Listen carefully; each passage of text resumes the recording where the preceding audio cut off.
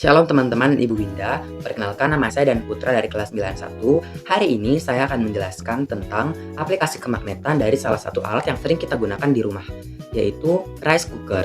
Jadi yang pertama-tama saya akan menjelaskan tentang apa itu rice cooker. Jadi rice cooker adalah salah satu alat yang digunakan untuk memasak nasi. Tapi selain memasak nasi, rice cooker juga digunakan untuk menyimpan nasi agar bisa tetap hangat dan juga tidak cepat basi. Jadi yang selanjutnya saya akan menjelaskan tentang alur cara kerja dari rice cooker. Jadi yang pertama-tama, rice cooker itu mendapatkan sumber panas dari arus listrik, sehingga arus listrik itu mengalir ke elemen pemanas sehingga panas dari arus listrik dapat digunakan untuk memasak nasi.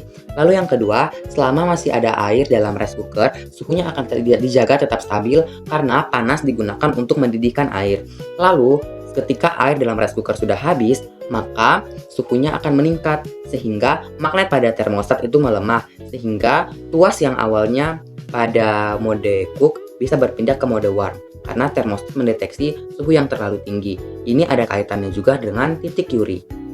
Nah, selain itu, ketika air habis dan suhu melebihi 100 derajat Celcius, maka magnet mencapai titik Curie.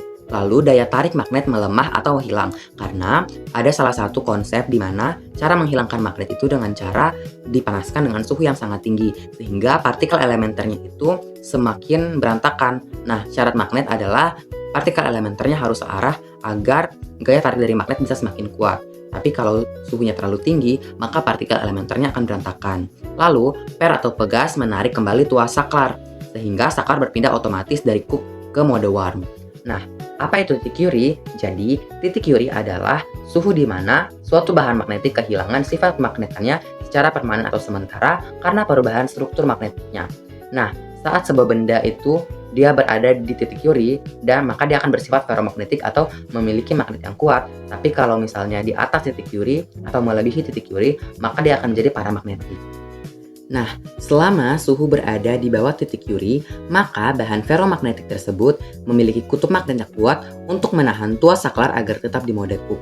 Tapi saat suhu melebihi titik Curie, maka sifat kemagnetannya melemah dan magnet tidak bisa menahan tuas saklar di mode cook sehingga otomatis berubah ke mode warm. Dari materi kemagnetan, saya belajar bahwa gaya magnet bekerja mengikuti hukum yang sudah teratur seperti adanya titik Curie yang menentukan kuat atau lemahnya sifat magnet, lalu ada gaya tolak-menolak serta tarik-menarik hingga konsep-konsep yang kompleks seperti elektromagnetik dan juga lain-lain. Keteraturan ini menunjukkan bahwa alam bekerja dengan prinsip yang jelas dan tidak sembarangan. Dalam pengetahuan Kristen, saya percaya bahwa Tuhan bekerja dengan kreatif melalui keteraturan hukum alam tersebut. Sehingga ketika saya mempelajarinya, saya juga belajar melihat keteraturan Allah dalam menciptakan segala sesuatu dari hal yang paling sederhana hingga hal-hal yang kompleks.